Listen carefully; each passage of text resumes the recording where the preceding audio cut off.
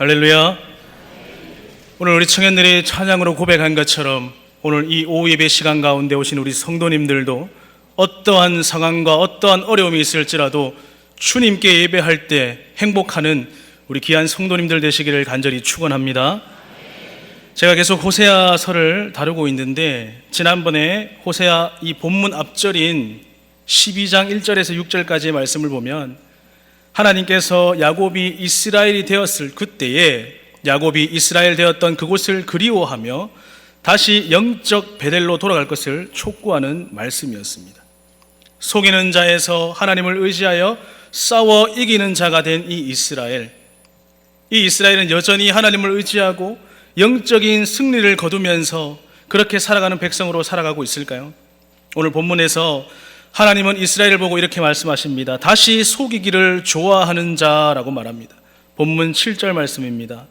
그는 상인이라 손에 거짓 저울을 가지고 속이기를 좋아하는도다. 7절에서 상인은 일반적인 상인을 뜻하는 것이 아니라 가나안 땅에 거주하는 자들, 특히 가나안의 상인들을 뜻합니다. 이스라엘이 이러한 가나안 땅의 거주자들, 가나안 상인들에 비유된 것은 사실상 그들의 삶을 통해서 하나님의 백성이란 거룩한 백성이라는 그 정체성을 드러내지 못하고 이것을 완전히 상실해 버렸다는 것입니다.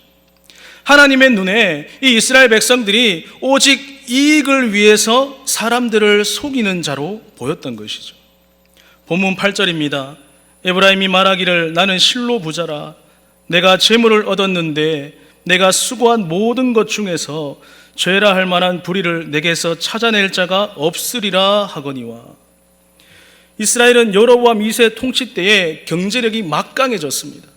그들이 풍요로운 그 국가 경제를 바탕으로 인해서 우상을 숭배하고 물질적으로 또 영적으로 조금도 부족함이 없다는 것을, 그런 생각을 자기들이 갖고 있었습니다. 그런데 이러한 생각은 어떤 것입니까? 이러한 생각은 허영이고 거짓된 것으로 스스로를 속이는 것이었습니다. 또한 그들이 누리고 있는 부와 명예는 어떤 것입니까? 오히려 하나님 앞으로 나아가는 데 있어서 걸림돌이 되었다는 것입니다. 8절에 재물에 해당하는 원어를 앞서서 보면 3절에도 나옵니다. 3절에는 힘으로라는 해당하는 단어와 동일합니다. 육체적인 힘, 경제적인 그 능력을 모두 포함하는 뜻이죠. 이것은 국가 경제가 막강해졌을 때에 사람들이 느끼는 그 교만함과 연루된 힘과 같습니다.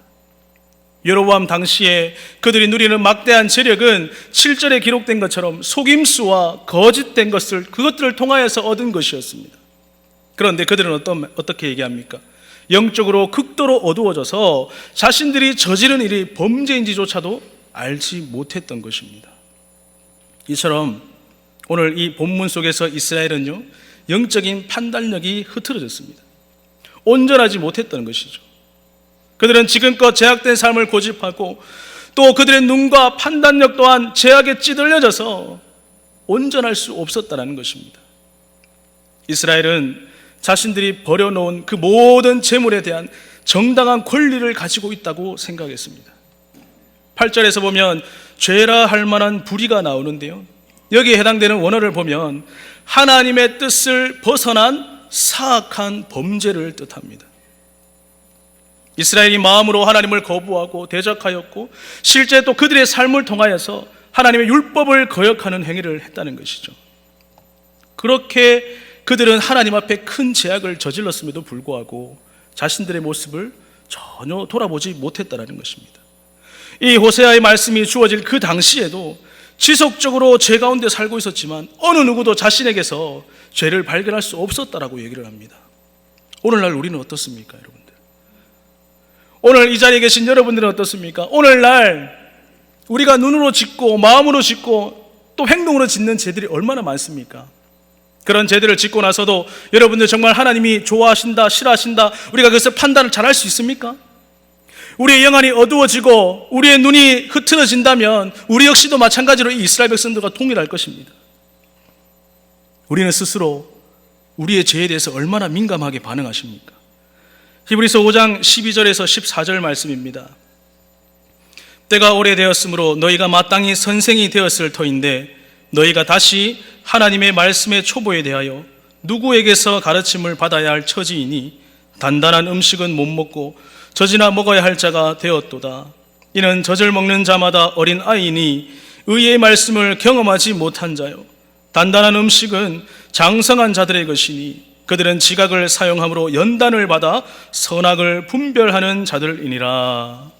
여러분, 우리가 자녀를 키워보면 알 수 있듯이 어린아이들은요, 어떡합니까? 자신이 지은 그 악한 일을 알 수가 없어요. 누군가가 나쁜 것, 악한 것, 잘못한 것이라고 가르쳐 주지 않으면 모르기 때문이죠. 그래서 그 모르기 때문에 계속 악한 일들을 반복해서 짓게 됩니다. 왜 그렇습니까? 어린아이들은 모르잖아요. 아직 어리기 때문이에요. 그래서 누군가가 그들에게 계속 가르쳐 줘야 됩니다. 그래서 우리 어린아이들에게는 부모가 필요하죠. 어른이 필요한 것이에요. 왜요? 모르면 가르쳐 주기 위해서. 이 어린아이가 악한 일과 선한 일을 분별할 수 있는 그 장성한 자, 어른이 될 때까지 우리는 계속해서 알려주어야 한다는 것이죠. 영적으로도 똑같습니다, 여러분. 의의 말씀을 경험하지 못하고요, 우유처럼 씹지 않고 삼키기만 하는 그런 부드러운 말씀들만 먹는 자들을 영적으로 어린아이들이라는 것이에요.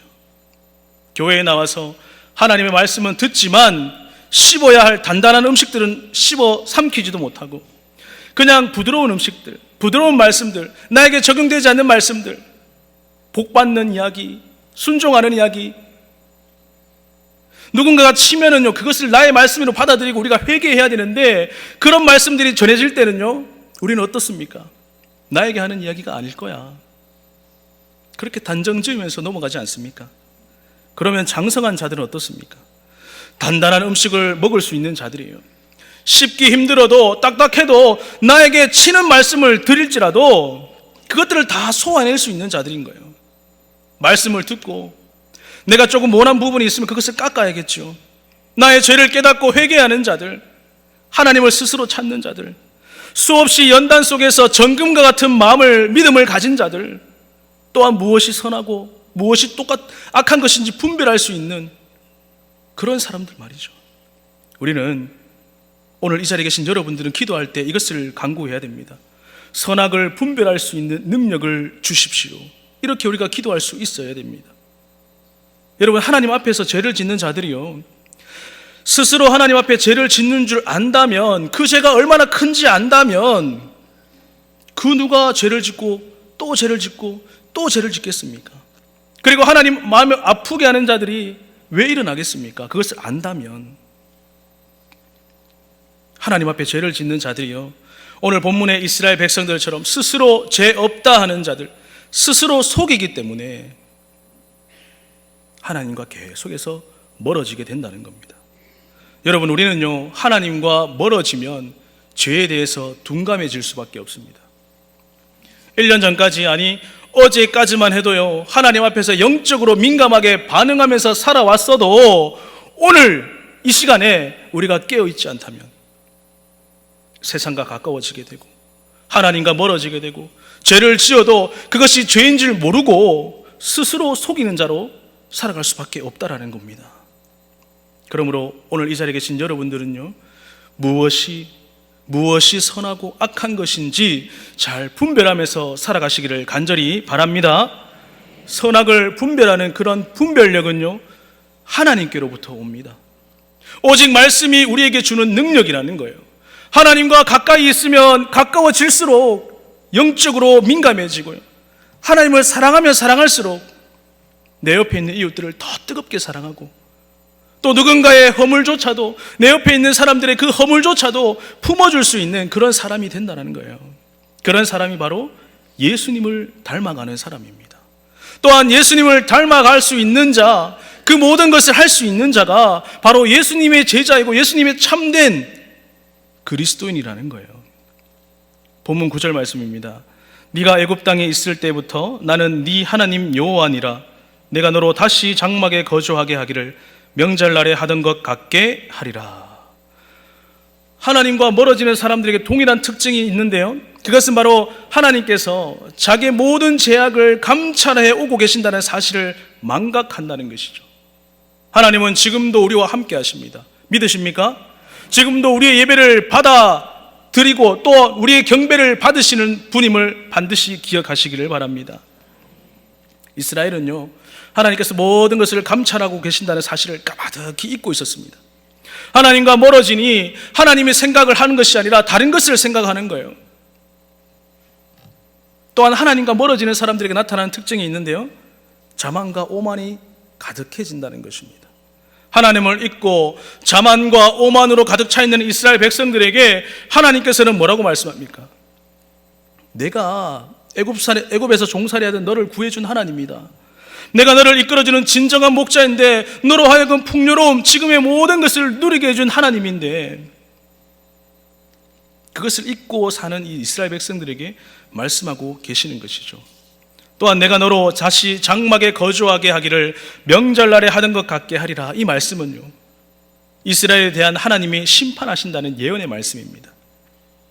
9절에 나온 명절날은 장막절을 의미하죠. 이 절기는 이스라엘이 출애굽한 40년 동안 광야에서 장막을 치며 거주했던 것, 그것을 기념하면서 매마다 지키는 절기로서 7일 동안 초막에 살면서 이 땅에서 이스라엘의 삶이 결코 영원한 것이 아닌 나그네의 삶이라는 것을 상기시켜주는 절기이죠.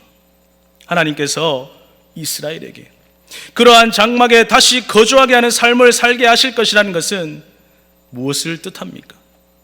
아수르의 손에 포로로 끌려가게, 또 그것에서 정처 없는 삶, 고국을 떠나서 유랑하며 반항하는 그런 삶을 살아가게 할 것이라는 말씀이죠. 본문 10절입니다.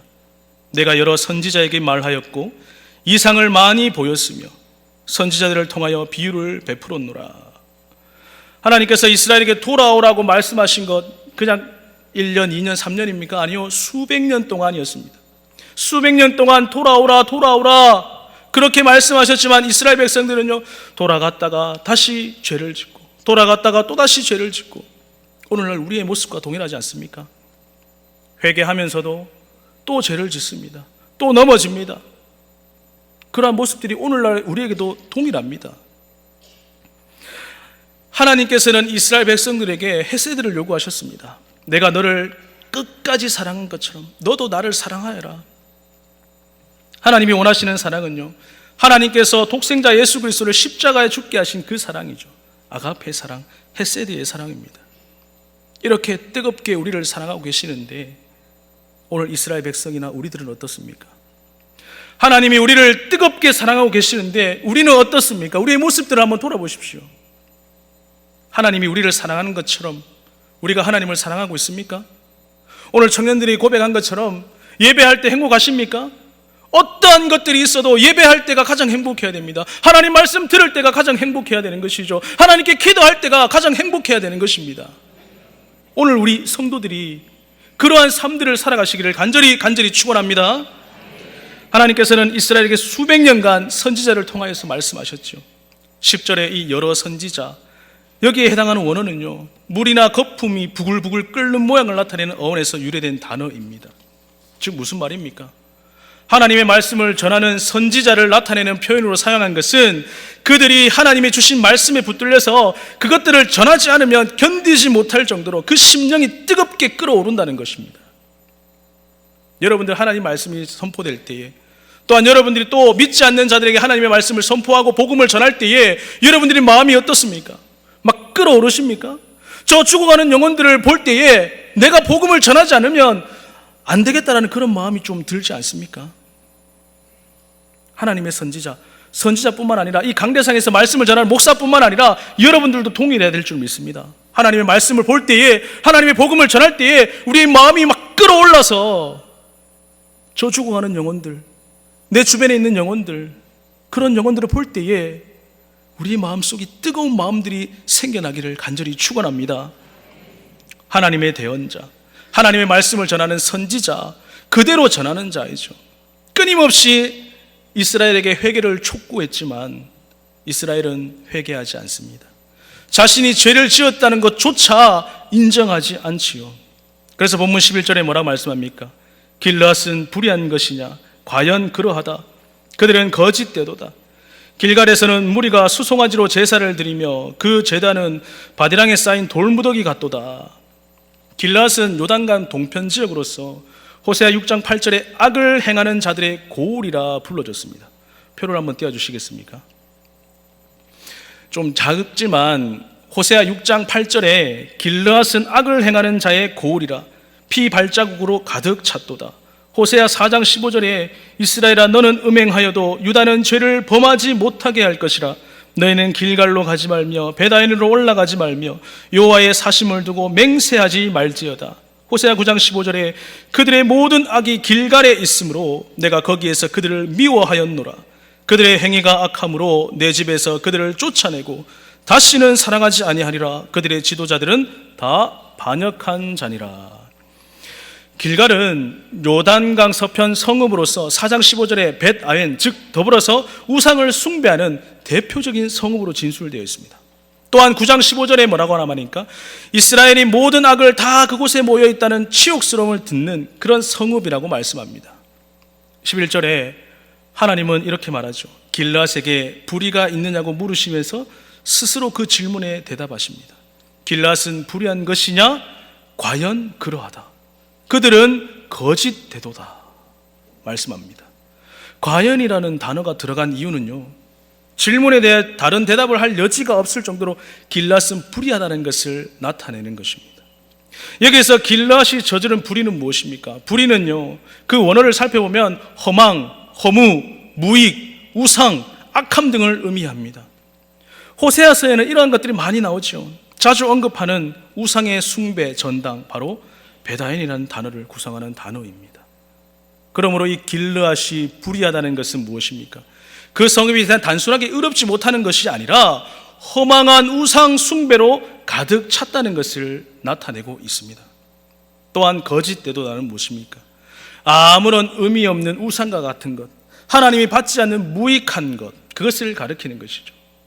길갈에서 무리가 수송아지로 제사를 드린다고 했습니다. 이것은 길갈에 있던 신전에서 가나안 우상들에게 송아지를 잡아서 제사를 드린 것일 수도 있고, 또한 그런 제물을 하나님께 드린다는 명분으로 제사를 드렸을 수도 있지만, 이미 이 이스라엘 백성들은 어떻습니까? 그들의 마음속에 우상에 대한 경외심이 가득했기 때문에 그들이 어떠한 제사를 드릴지라도 하나님 앞에서 모두 악한 것이었죠. 그렇기 때문에 그들이 만들어 놓은 모든 것은, 모든 제단들은 하나님 앞에서 의를 행할 수 없도록 막는 걸림돌이었다는 겁니다. 길갈의 번제단들, 바디랑 한가운데 있는 돌무더기, 여러분 밭을 가는데 생각해 봅시다. 돌무더기가 막 있어요. 그러면 장애물이 됩니다. 갈아야 되는데 앞에 돌무더기가 있으면 그것을 치워야 되겠죠. 그것이 있으면 밭을 갈지 못합니다.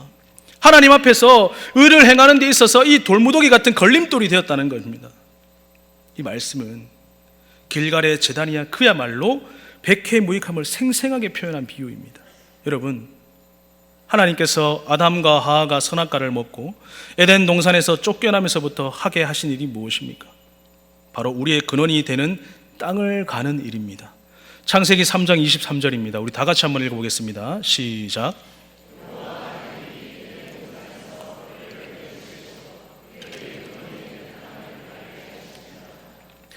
우리는 모두 하나님께서 흙으로 빚으셨습니다.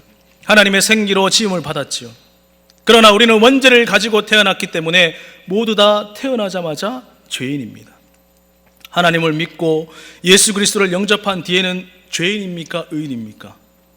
죄인이지만 의롭다 칭함을 얻은 자이죠. 아담과 하와가 죄를 지음으로 말미암아 그때부터 땅은 아담과 하와로 말미암아 저주를 받게 되었고, 사람이 평생에 수고해야지만 그 소산을 먹게끔 하셨습니다. 또한 땅이 우리에게 끊임없이 무엇을 냅니까? 가시덤불과 엉겅퀴를 내게 되었고, 우리는 그것들을 제거해야지만, 땀을 흘려야지만 살아갈 수 있게 되었죠. 창세기 3장 17절에서 19절 말씀입니다. 아담에게 이르시되 내가 내 아내의 말을 듣고 내가 내게 먹지 말라 한 나무의 열매를 먹었은즉 땅은 너로 말미암아 저주를 받고 너는 내 평생에 수고하여야 그 소산을 먹으리라. 땅이 네게 가시덤불과 엉겅퀴를 낼 것이라. 네가 먹은 것은 밭의 채소인즉 네가 흙으로 돌아갈 때까지 얼굴에 땀을 흘려야 먹을 것을 먹으리라. 내가 그것에서 취함을 입었음이라. 너는 흙이니 흙으로 돌아갈 것이니라 하시니라. 여러분, 이 말씀은요, 원죄를 가지고 태어난 우리 모두가 영적으로 해야 할 일 구체적으로 말씀하는 구절들이죠. 육적으로 땅을 갈아서 땅의 소산을 먹으며 살아갈 수 있듯이 영적으로도 무엇입니까? 우리의 마음, 우리의 땅을 갈아엎어야 된다는 거예요. 영적인 열매를 맺어야 우리의 영혼이 살아갑니다. 육이 우리의 음식을 먹듯이 영도 하나님의 말씀을 먹어야지만 살아갈 수 있다는 것, 오늘 이 자리에 계신 여러분들 당연히 아시는 말씀이잖아요. 그런데 우리는 그 말씀대로 살아가고 계십니까? 예배 시간마다 하나님의 말씀이 선포됩니다. 우리가 집에 가서도 말씀을 읽고 기도하면서 나아갑니다. 그런데 우리는 그렇게 살아가고 계십니까? 우리의 영은 성장하고 있습니까? 우리의 믿음은 성장하고 있습니까, 여러분? 예수님께서 우리의 마음밭을 밭으로 비유하시며 천국을 가르쳐 주셨죠. 이 땅에 살 동안 우리는 가만히 숨만 쉬어도요, 하나님과 계속 멀어질 수밖에 없어요. 왜요? 죄의 경향성을 받고 살아가기 때문에. 우리가 하나님 앞에서 말씀과 기도 없이는 죄와 싸우지 않고서는요, 하나님과 계속해서 멀어질 수밖에 없습니다. 죄를 지을 수밖에 없죠. 그러면 왜 죄와 싸우는 일이 밭을 가는 일입니까? 죄 때문에 우리는 에덴 동산에서 쫓겨났기 때문이죠. 죄 때문에 우리의 마음은 저주를 받아서 원죄를 가지고 태어날 수밖에 없고 자꾸만 죄를 지을 수 있는, 하나님과 점점 더 멀어지려고 우리의 마음이 얼마나 더럽고 얼마나 추한지 아십니까? 성경에서 이런 말씀을 하죠. 예레미야 17장 9절 말씀에 보면 만물보다 거짓되고 심히 부패한 것은 마음이라 누가 능히 이를 알리오마는. 하나님께서 사람을 흙으로 지으셨습니다.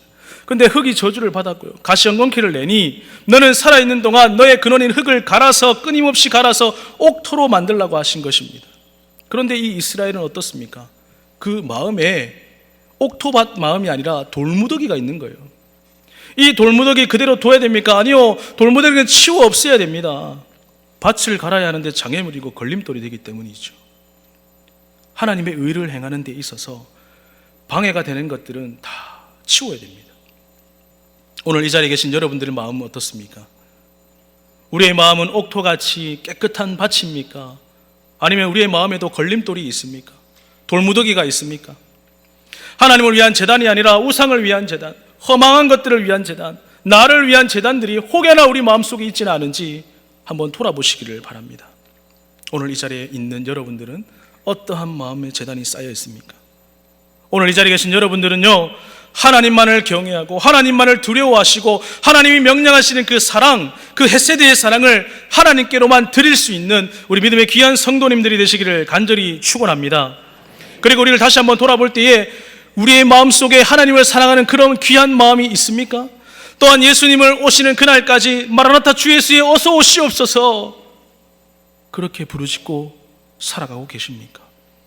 오늘 이 질문에 대답할 수 없다면 우리는 세상의 허무한 것에 우리의 마음을 빼앗겨서 살아가고 있다는 것이죠. 세상에 즐길 만한 것들이 얼마나 많이 있습니까? 너무나도 많습니다.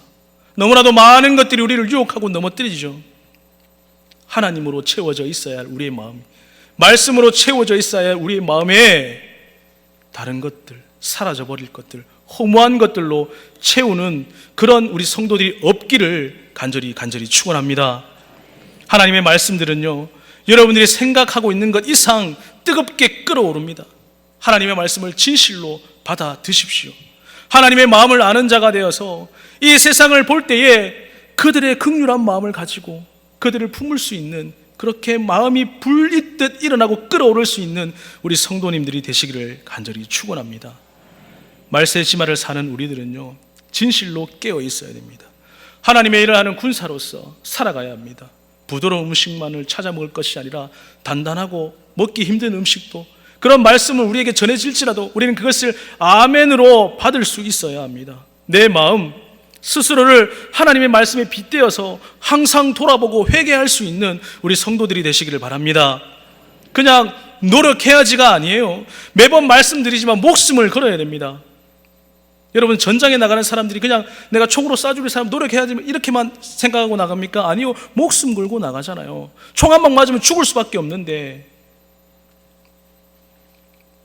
주일마다 수요일마다 금요철야마다 하나님의 말씀이 강단에서 쏟아져 나오는데요, 이 말씀 듣고서 내가 그래야지, 열심히 살아야지, 노력해야지, 이것이 아니라 진짜 가슴으로, 마음으로 하나님 말씀을 부딪히면서 내가 살아온 모든 것들, 뒤를 돌아볼 때에 내 자신과 내 자아, 그것이 산산이 부서져야 된다는 겁니다. 그래야지만 진정한 회개가 나와요. 금요철야나 예배 시간마다 나와서 기도하는데요, 내 마음이 감동이 없습니다. 감동이 아니라 눈물도 나오지 않아요. 무엇을 기도해야 될지 몰라요. 그러면 어떻게 되겠습니까, 여러분들? 하나님 마음이 얼마나 아프시겠습니까? 여러분 마음에 있는 그런 허무한 돌무더기들을 모두 제거하시기 바랍니다. 성령의 불로 태우시기 바랍니다. 회개하셔서 그 돌무더기를 치울 때에 우리의 마음이 옥토와 같은 좋은 밭이 될 줄 믿습니다.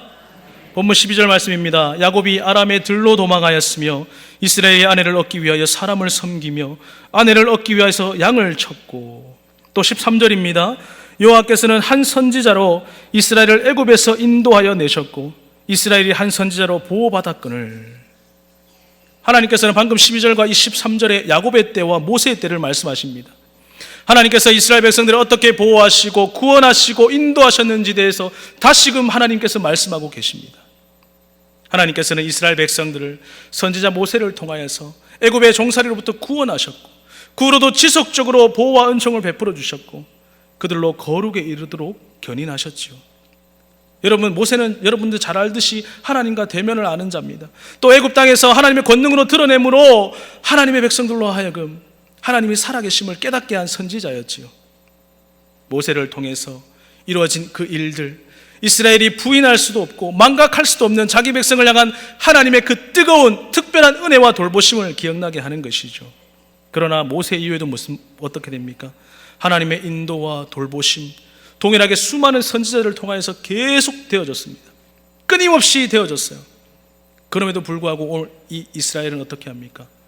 하나님의 사랑에도 불구하고 계속해서 악한 길로 나아갔던 것입니다. 그리고 14절 말씀에 보면 이런 말씀이 있습니다. 에브라임이 경노하게 함이 극심하였으니 그의 주께서 그의 피로 그의 위에 머물러 있게 하시며 그의 수치를 그에게 돌리시리라. 14절에 하나님을 지칭하는 주는요, 아도나이입니다.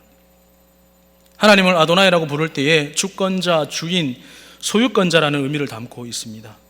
이는 하나님께서 이스라엘 백성이 주인이고 또 소유권자이시고, 이스라엘은요 오직 하나님만을 섬기며 하나님 한 분에게 충성을 바쳐야 된다는 것들이 포함되어 있는 것이죠.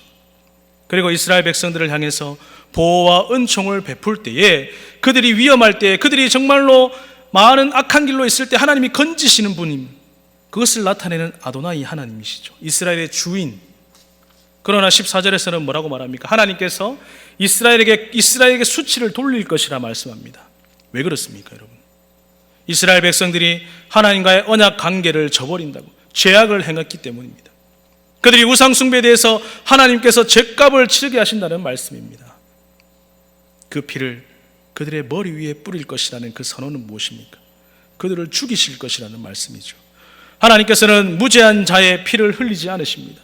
이스라엘 자신의 피를 받는 것은 여호와 앞에서 파멸을 자초하는 그런 반역과 피 흘림이 있었기 때문이죠. 에브라임의 수치를 그에게 돌리실 것이라고 선언하시는 것은, 그 수치는 무엇입니까? 모욕과 경멸, 치욕을 의미합니다. 여기서 특히 이스라엘의 하나님의 말씀을 업신여길 뿐만 아니라 하나님만을 섬겨야 할 본분을 망각한 이 이스라엘 백성들, 하나님 외에 다른 것을 섬기는 우상 숭배한 것을 가르쳐서 이야기를 합니다.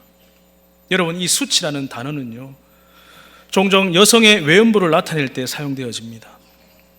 마치 여성이 그 치부를 타인에게 드러내 보이는 것 같이 더할 수 없는 극한 수치를 나타내는 말씀이죠. 지금 무슨 말입니까, 여러분들? 하나님의 백성이 하나님의 말씀을 떠나서 사는 것은, 하나님을 거역하며 하나님의 계명과 말씀을 업신 여기는 것은 여성이 그 치부를 드러내는 것처럼 수치스러운 일이라는 것을 말씀합니다. 혹여나 우리들은 어떻습니까? 하나님의 백성이라고 하면서, 하나님의 아들, 딸이라고 하면서 우리는 과연 아들과 딸, 하나님의 백성, 하나님의 군사, 그리스도인으로서 정말 그 정체성에 맞게끔 살아가고 계십니까? 하나님을 여러분 뜨겁게 사랑하십시오. 뜨겁게 사랑하는 여러분들 회개하십시오. 저도 부족합니다. 늘 넘어지죠. 그렇지만 오늘 이 말씀을 여러분들 기억하시고 하나님의 백성답게 살아가는 우리 귀한 성도님들 되시기를 바랍니다. 말씀을 맺겠습니다. 이 땅을 살아가면서 심각한 죄를 지으면서도 깨닫지 못하고 살아가는 사람들이 많이 있습니다. 왜 그렇습니까? 그것이 죄가 죄인 줄 모르기 때문이죠. 내가 얼마나 하나님의 마음을 아프게 하고 있는가를 모르고 있다는 거예요. 우리의 육체가 피곤함에도 불구하고 교회에 나와서 말씀을 듣고요, 이 시간까지 예배를 드리는 이유는 무엇입니까? 이러한 죄를 깨닫고 하나님의 선하심과 같이 정결하게 우리가 살아가기 위함이죠. 깨닫는 것은 무엇입니까? 무엇이 선하고 무엇이 악한지 우리가 분별할 수 있도록 하나님 말씀에 빗대어 봤을 때에 우리가 그것을 잘 파악하고 잘 분별할 수 있는 그런 능력이 우리에게 있어야 합니다. 우리는요, 오늘 이 자리에 앉아 계신 여러분들 한 사람 한 사람이 하나님의 뜻대로 부르심을 받은 자들입니다. 하나님의 의를 이루면서 살아가야 되는 자들이죠. 근데 우리가 그것을 머리로는 잘 알고 있습니다. 그러나 마음에 거치는 그런 장애물이 있다면 우리는 하나님의 의를 이루어갈 수 없게 된다는 것이죠. 때로는요, 우리의 마음에 말씀이 뿌려지면요, 악한 사단은 그것을 낚아채 가버립니다. 세상의 허탄한 생각들로 밟혀버리고요, 때로는 세상의 유혹들로 말미암아 말씀이 자라날 수가 없고, 때로는 우리의 마음이 너무나도 딱딱하고 가물어서 하나님의 말씀이 제대로 성장하지 않을 때가 있습니다. 여러분, 수련회나 기도회 여러분들 많이 해보셨잖아요. 수련회나 기도회 때나 부흥회 때나 뜨거운 눈물로 회개한 뒤 시간이 흐르면 어떻게 됩니까? 또다시 우리의 마음에는 돌무더기가 쌓이게 되죠. 그러나 여러분, 하나님으로부터 미끄러질 수 있는 요소들은 우리 세상에 널렸습니다. 그런 마음, 심하게 부패하고 썩었던 그런 마음이지만 하나님과 가까워질 방법도 우리에게 얼마든지 있다는 거예요. 성경이 우리에게 가르쳐주죠. 오직 무엇과 무엇으로 사람이 거룩해질 수 있다고 성경은 말씀합니까? 저를 따라서 이렇게 한번 말씀해 보시겠습니까? 바로 말씀과 기도입니다. 말씀과 기도로 거룩해질 수 있다고 성경은 말씀하고 있습니다. 살아있는 하나님의 말씀은요, 좌우의 날선 금과 같아서 우리의 심령을 찔러 쪼갭니다. 이것이 무엇입니까? 하나님께서 기뻐 받으시는 영적 산제사입니다. 우리는 하나님의 말씀에 목이 마른, 은혜의 목이 마른 갈급한 심령으로 하나님 없이는 안 된다, 그래서 예배할 때, 말씀을 들을 때, 기도할 때 그때 우리의 마음에 기쁨들로 넘쳐날 수 있는 우리 성도님들 되시기를 바랍니다. 이 자리에 앉아있는 여러분이 불의 사람이 되어야 합니다. 부글부글 끓어올라서 죽어가는 영혼들, 죽어가는 내 가족, 죽어가는 내 이웃들을 볼 때에 하나님의 말씀의 복음을 선포하지 않고서는 참을 수가 없는 그런 믿음의 사람들이 되시기를 간절히 축원합니다. 하나님을 속이고 자신마저 속이는 야곱으로 살아가는 것을 멈추고 이제는 하나님을 힘입어서 이 세상과 싸워 이긴 자, 참된 영적 이스라엘 백성으로 살아가는 우리 믿음의 귀한 성도님들 되시기를 간절히 축원합니다. 살아계신 하나님 감사합니다. 오늘도 말씀을 볼 때에 하나님 우리의 심령을 돌아봅니다. 하나님 앞에 우리가 얼마나 부족하고 얼마나 부족한 모습들을 돌아봅니다. 하나님 용서해 주시고 하나님의 말씀이 선포되어질 때에 오늘 이 이스라엘처럼 하나님을 대적하고 하나님을 멀리하는 것이 아니라 이 말씀들을 본받아서 우리가 이렇게 살아가서는 안 되겠다라는 그 마음, 교훈을 얻고 하나님 말씀대로 순종하며 오직 하나님을 더욱더 사랑하는, 하나님이 멀리하는 것이 아니라 하나님과 더욱더 가까워져서 늘 예배 가운데, 기도 가운데, 말씀 가운데 승리할 수 있는 우리 귀한 성도들이 될 수 있도록 인도하여 주시옵소서. 반드시 다시 오실 예수님의 이름으로 기도하옵나이다. 아멘.